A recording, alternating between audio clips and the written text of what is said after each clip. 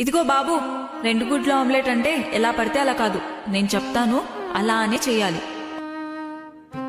ఒక ఉల్లిపాయ తీసుకొని సన్నగా తరుగు. అయిపోయిందా?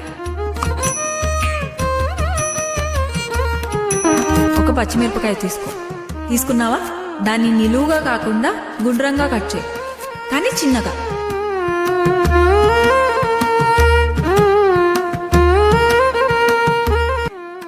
ఇప్పుడు ఒక టమాటా తీసుకో.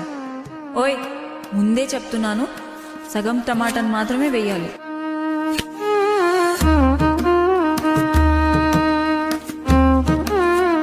కొత్తిమీరని కాడలతో పాటు చిన్నగా తరుగు.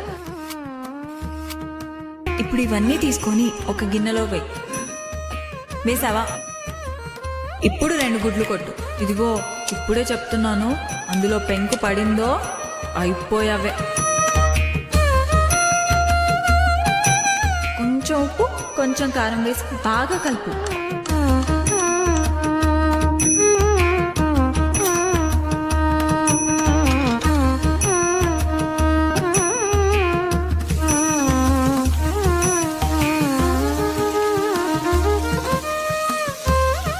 ముందే చెప్తున్నాను, ఆమ్లెట్ అస్సలు మాడకూడదు.